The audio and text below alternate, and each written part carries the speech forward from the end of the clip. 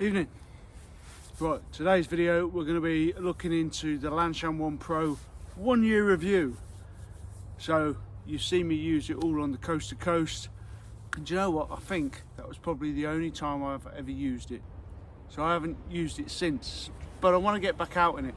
I'm really enjoying the tent. I do like the tent, but I've also taken all the seam sealer off. So what you're going to see today is a Lanshan Pro that's still waterproof after I took the seam sealer off.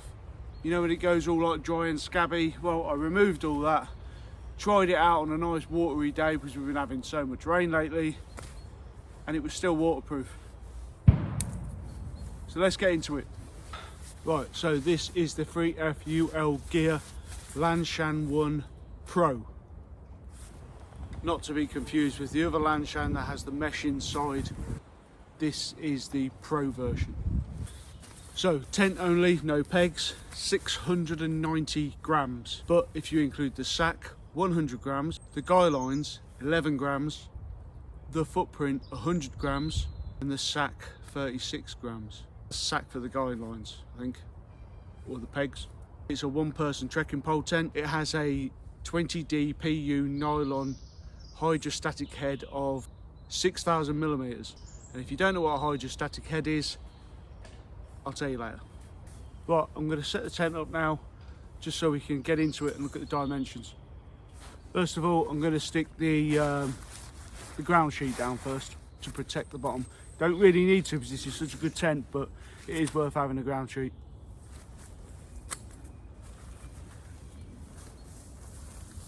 Now to put the ground sheet down you need 5 pegs, 2 for both corners, and then you go for the one at the rear.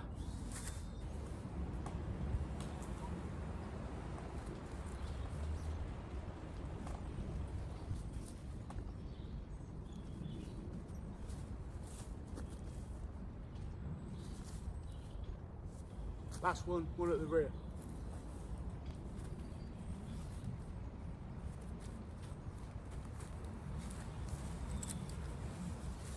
So when you set this up, make sure the ground sheet is fully stretched out and you've got the seam seal bit facing up.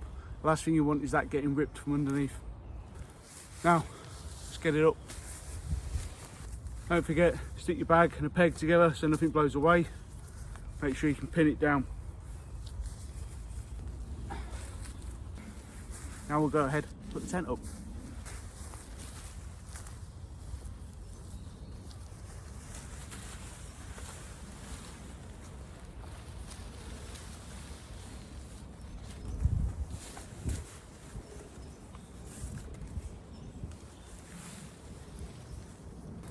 So where you've got the ground sheet, the back of it comes out like that, so you've got to make sure the mesh is facing forward.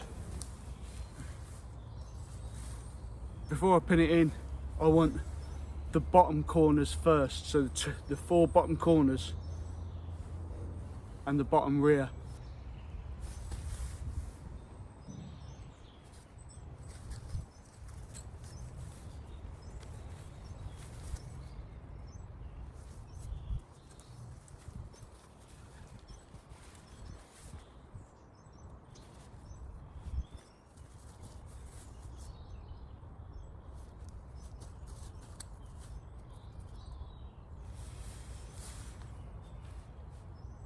Once all the 5 bottom ones are in, make sure you go out and spread it out so it's nice and taut.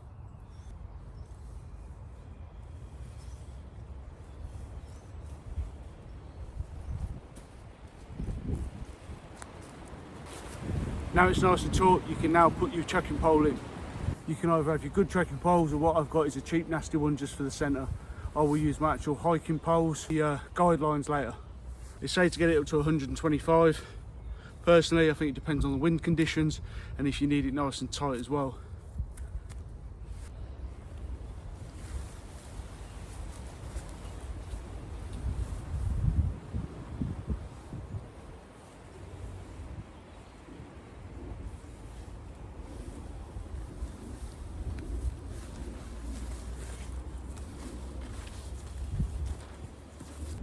As soon as you've got your trekking pole in, get your first peg in at the front.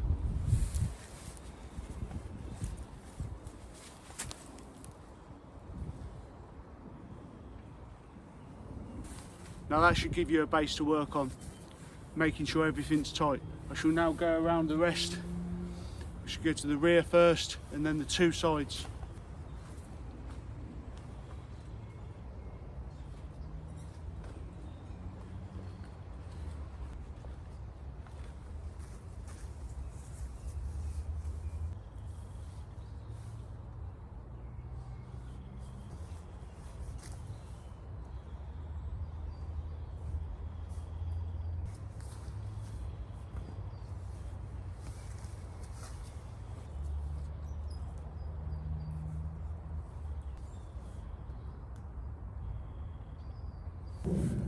So now that I've tightened the other 5 up, I'm now going to stick the guidelines out.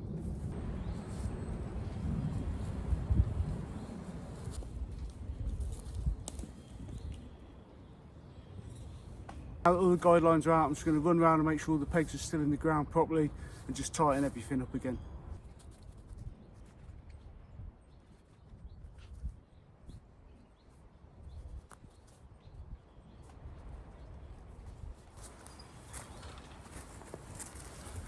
Now that that's done, I can now open the front.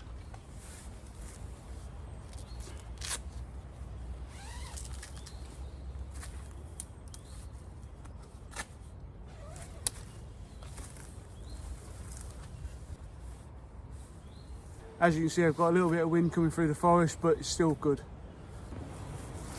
I'm now going to open the other side of the tent just so you can really see the nitty gritty of how big it really is.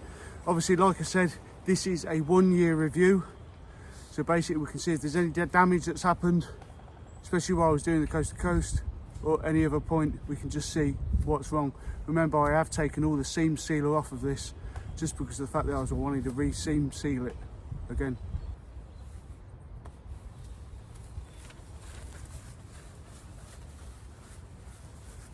So this isn't the T-door version, it's just the one-zip door version.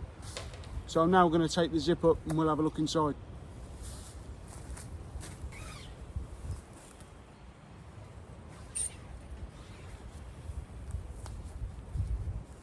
So as you can see, this is how it should look, with the air vent all the way around the sides, so you can see it perfectly. Well, not perfectly. Plenty of space. This is where your head will go at this end and your feet at that end.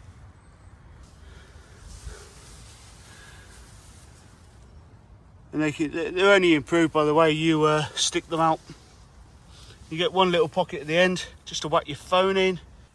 If you want, what you can do is what I used to have on here, which I've taken it off now, is I put some seam sealer along here and here and here, and that was to keep my mat still during the night. So I'm going to stick the Trekology UL80 in there and you'll see how much space is left.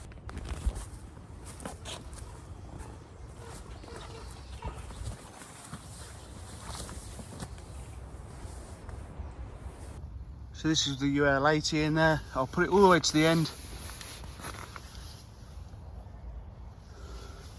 And you've got that much room at this end, which is pretty huge really. That's the UL80. And you've got all that spare room. Not too bad. I'll get in it and show you what arm length on the UL80. So with the UL80, bearing in mind my head is touching the top of the tent at the moment, but just to show you how much space is still left. I'll take it down a bit further. So roughly this is where your head would sit in the tent. Even with a nice big mat like the UL80, the UL80 is quite bloody thick. Bearing in mind the UL80 is an old mat now. It's still good though, still a good Trekology mat. I actually like it, but I'd only use it in the summer. I use a different one for the winter. Also, I brought the UL80 out. I thought I'd use it out here anyway because I've got a little hole in it. My little teddy, that little sod up there, if I do put him in, is an absolute arsehole. When I first got him, he nibbled on everything. In fact, he destroyed my Trekology pillow, my Trekology mat. absolute nightmare. Right, what I'm going to show you now is with 2 poles. They'll be about there when I set them up, and that's just to give it extra wind protection if you do decide to just get a pole for the actual tent, and then you've got your trekking poles as well. But you don't need to have them out full. Probably don't need to have them out at all, to be honest, but I only take the first section out, and I'll put these in there now, on there now.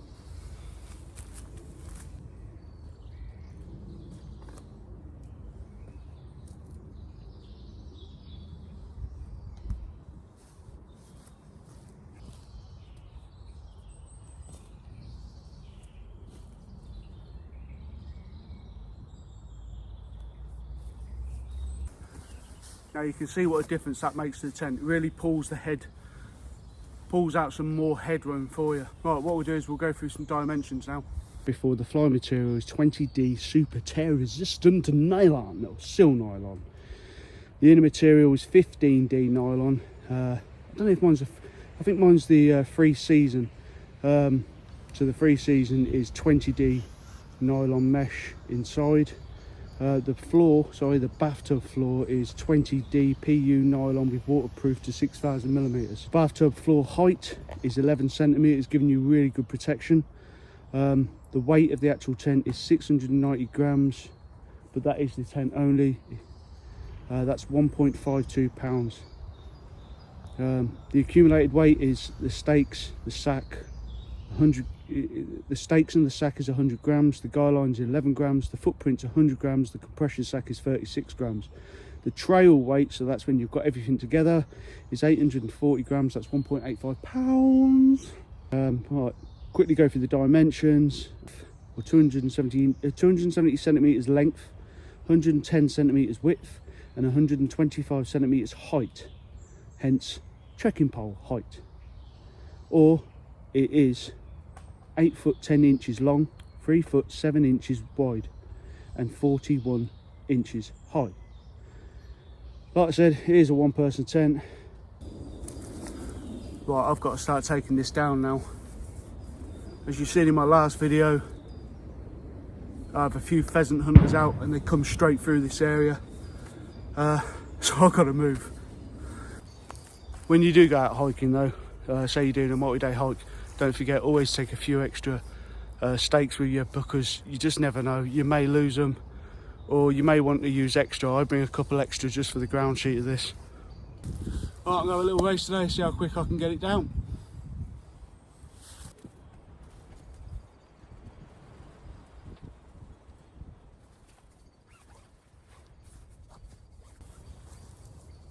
I'm not very good at this race thing. I've just left the air mat and my flipping pillow in there.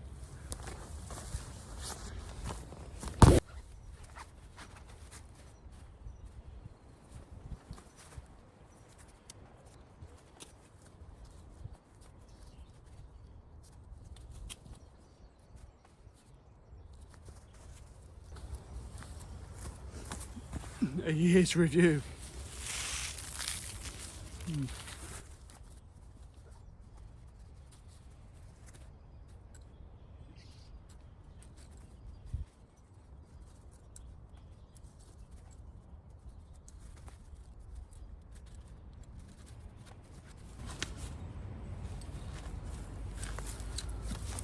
When you do have this tent though, make sure you've got at least 10 pegs. 10 pegs. 10 stakes.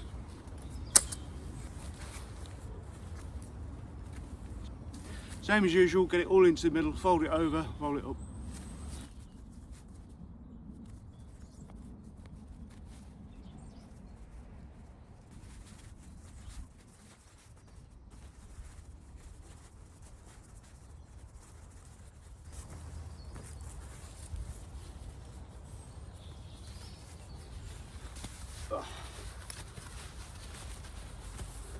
And there you have it, the Lanshan Pro. Remember, it's got a toggle on the top, so what you can do is hang this to the back of your backpack, or on top and the bottom, wherever you want, but it is small enough to go anywhere. So after a year of it being literally just sitting around doing nothing, after looking at it, see if there's anything bad about it. It's all in still sound condition. Like I said, I had it out the other night in the pouring rain, just in my back garden, and yeah, it was fantastic. You know, like I said, I'd taken most of the seam sealer off and it was still waterproof. I don't use that seam seal that you get that's about 13-14 quid. What I did use is I used a silicone and a white spirit, watered it down, and then pasted it into the cracks. I wanted to be waterproof for the coast to coast, and yeah, it definitely done it good.